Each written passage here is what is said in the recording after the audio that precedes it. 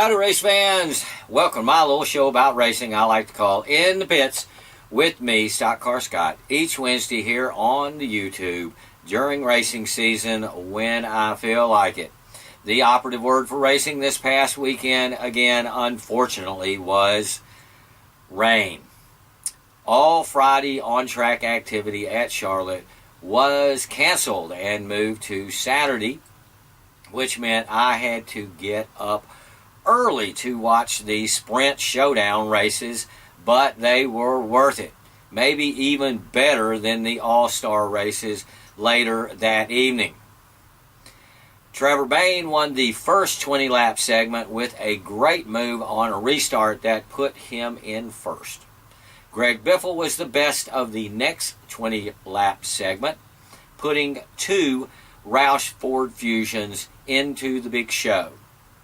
The last of the three segments was a great battle to the wire by Young Guns Kyle Larson and Legacy Chase Elliott.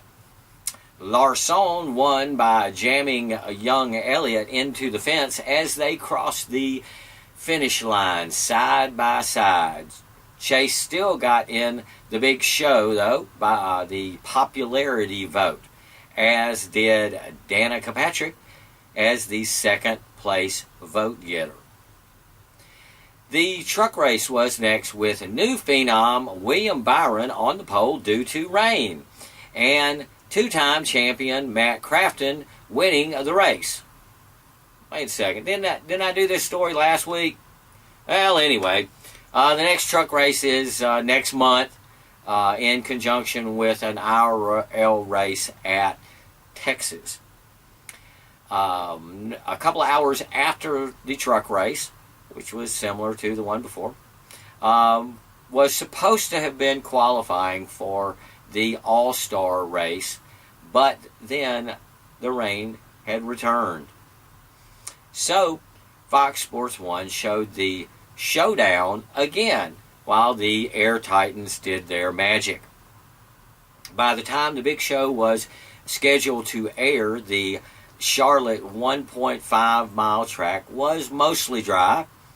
So then came the Sprint All-Star Circus with $1 million going to the winner. The first segment started with no problems, but by the end of 49 laps, confusion reigned supreme. Matt Brat Kansas was penalized a lap for not pitting soon enough, and when the yellow came out and cars did pit, it was lap down cars along with lead lap cars. NASCAR did get it all sorted out, but the extra rules for the All-Star race just led to extra problems. Then, one of the problems, because the rookie Chase Elliott was told to pit on lap one of the second segment, the number 24 set off a big wreck, the big wreck of the race, as Elliott was slowing to get to pit road. This crash caught up many drivers, including a very frustrated Grand Marshal Tony Stewart in his final All-Star race. The cars left over after that crash got a strange, it was not an invert that allowed the not inverted cars into the pits for new tires. But then the cars after the draw could not come in for new tires.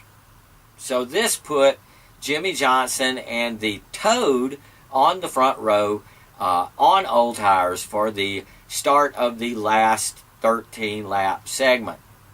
Well, they were quickly overhauled by those guys on fresh tires, and by the end of the race, it was the Penske Fords in first and second place, with Bad Brad Keselowski, the runner-up to a $1 million winner, the Joker Logano. Dale Jr. was third, but, Who cares? This is a 9-points race. I mean, it really doesn't matter. Just money. The next points race is Sunday back at Charlotte for the Coca-Cola World 600. There is also an Xfinity race there this Saturday. I think that's a 300 miler. No, maybe it's 3. Anyway, also next Saturday is the Mark Galloway 150 at Evergreen Speedway. And about 30, 35, I hear 37 super late model drivers are supposed to show up for the 150 laps on the big 5/8 mile outer oval. Now, I read on Facebook that Parker Stevens wasn't going to make it, but still, I mean, there's still going to be well over 30. The schedule says that all of the support races should be over by 7 p.m. If you do not care for street stocks or mini stocks or the other ones that are going to run on the 3/8 inner oval track. So you could just skip those and still not miss any of the super late model laps. But I advise you to come early, because all of the divisions up there at Evergreen race hard and are well worth seeing. Don't let the weather scare you away. It should be a little chilly, but after the rain has finished, they should be able to get in all of the racing. After all, this is a big race for Evergreen, so I'm sure that the management will do all that they can to get the race in on Saturday night. Also locally, this weekend, South Sound Speedway is having 2 nights of limited late models, mini stocks, and a bunch of other races, bumblebees, hobby stocks. I think Saturday night is wing sprint cars.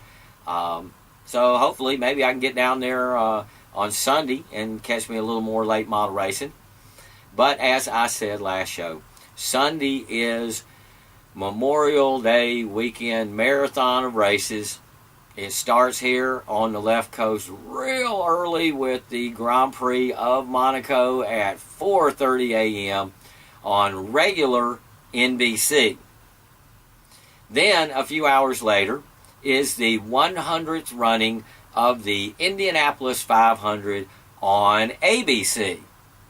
You know, I heard that James Hinchcliffe is on the pole for that one. Great comeback for him. And to top off racing for Sunday is the NASCAR Coca-Cola World 600 at Charlotte. This is one of the biggest racing weekends of the year for all of us real race fans. I can hardly wait, but I have to. But only a day, because tomorrow's Thursday and they have all sorts of practice on Fox Sports 1, and also nighttime qualifying from Charlotte for the 600. So watch that tomorrow. Before I get too far away from last week, well, one thing I want to mention is that today, before I did the show, I watched the race from last week for the K&N West Series, and it was a really good race. The Eagleston kid won, and it was just a real good one. Shame they don't show those races a whole lot more often, more times, you know, so we could actually get a chance to see them. This race was from Orange Show Speedway in San Bernardino, California, and it was the first time they'd raced there since I was in high school.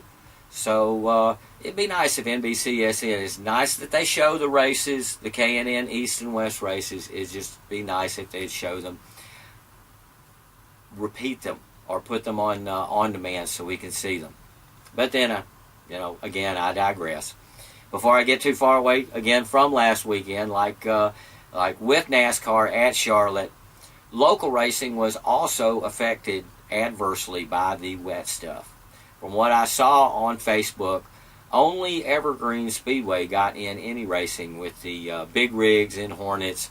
You know, their local divisions run in the rain there, figure eights and such. And one of my favorite divisions, the Northwest Pro 4 trucks also had a 30-lap main there, and that was won by last year's champion, Doug Wilkinson. Of course, this week, like I said, Evergreen is where you can find me this Saturday for the Mark Galloway 150. Then next weekend, the 4th of June, what I'm really looking forward to, the next race of the West Coast Late Model Series at Hermiston Super Oval in Northwest Oregon for the Monster Energy Drink 100. And while I'm on first weekend in June, I can't help but go back to rain, because that is when NASCAR and ARCA will be at Pocono, and it seems to always rain at Pocono when they got a race schedule there. But even with the rain, I have always enjoyed Pocono. It's like a Yankee version of Daytona without banking.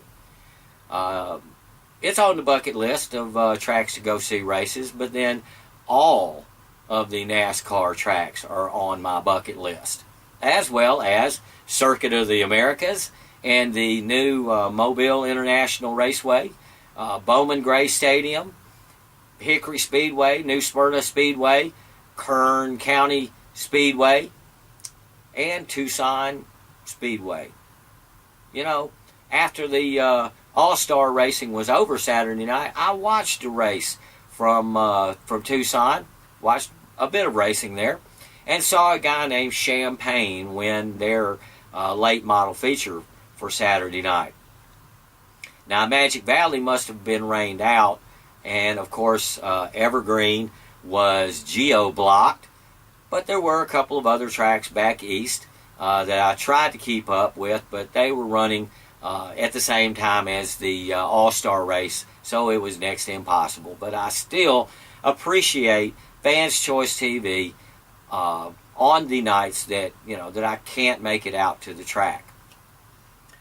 Let me get me a drink. Sterling Mountain Dew.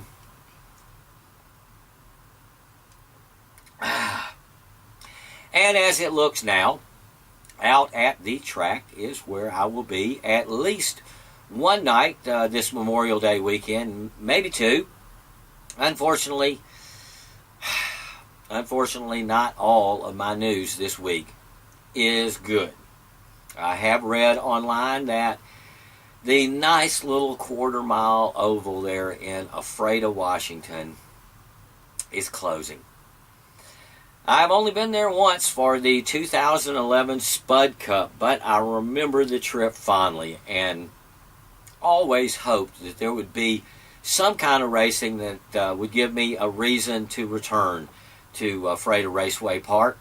I really liked that the track was right across the street from Walmart, my favorite place to shop, and I think that it was the same trip that we went up to the Grand Coulee Dam, but I digress. Anyway, I don't like hearing about any racetrack not being able to stay open. So thank you, Ephrata Raceway Park, for the good memories. And speaking of memories, the NASCAR Hall of Fame released the names of the 5 people for induction into the next class there at the Hall of Fame. The 5 of those 20 folks that were nominees that I would have chosen for induction would have been Red Byron, NASCAR's first champion; Raymond Parks, NASCAR's first champion car owner; Alan Kulwicki, 1992 NASCAR driver car owner champion; Benny Parson, 1973 NASCAR champion, and as I remember him, a great announcer for NASCAR and a great ambassador for NASCAR. And my 5th guy on the list would be Herschel McGriff, the 1986 NASCAR Winston West Series champion, because I live up here now, folks. I want the Northwest to be represented. Plus, I held his cell phone a couple of years ago at Evergreen, but that's another story. Also, he should be inducted because at 88, he's still alive to enjoy, to receive, and appreciate such an honor. Plus, he'd give a great speech full of wonderful old racing stories. So that would be my 5, but it wasn't NASCAR's 5 this year.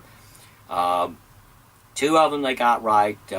Raymond Parks, the first championship car owner, and beloved Benny Parsons, who I miss every time I turn on a race.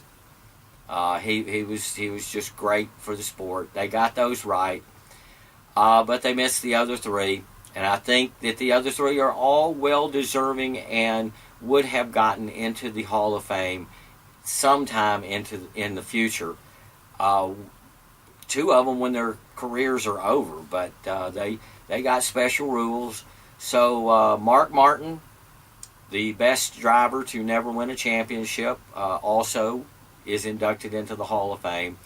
And current owners, Rick Hendricks and Richard Childress, have been inducted. So, like I said, I'm not going to knock what they've done. In fact, I appreciate all of what those 3 people have done in NASCAR. But I think they could have waited another year. But that's just my opinion, and this is my show, so I can express my opinion. Anyway, that's enough for this week. I really like to thank y'all all for watching. And I found time to load the rest of my High 8 taped races from 2008 this week. So hopefully I can get a few more old races posted here on my YouTube channel. They seem to get more views than the old Waterboy sports shows, but I will continue to post both as I get time to do it. So until next week, keep watching racing, folks, and keep watching me right here on my little show about racing I like to call In the Pits with me, StockCar Scott, on Wednesdays. Same StockCar time, same StockCar channel here on the YouTube when I feel like it. Thanks again for watching this week, and go see some racing. It's Memorial Day weekend, folks, and Memorial Day weekend is for those who gave their lives. Those who gave their lives to protect this country. It's nice to thank the soldiers that we have with us these days, but Armed Forces Day, a couple of weeks ago, that's what is their day. And Veterans Day is for people who have served in the military. But this weekend is Memorial Day. And that's for those people that we can't thank. And we can't thank enough because they're not here to thank. Anyway, thanks again for watching this week. Like I said, go see some racing. And, this week got a little special outro music for this episode. This is for my oldest brother. It's a traditional piece of music that we remember fondly from a favorite TV show growing up, and still a favorite today. So anyway, thanks again for watching. Have a good Memorial Day weekend.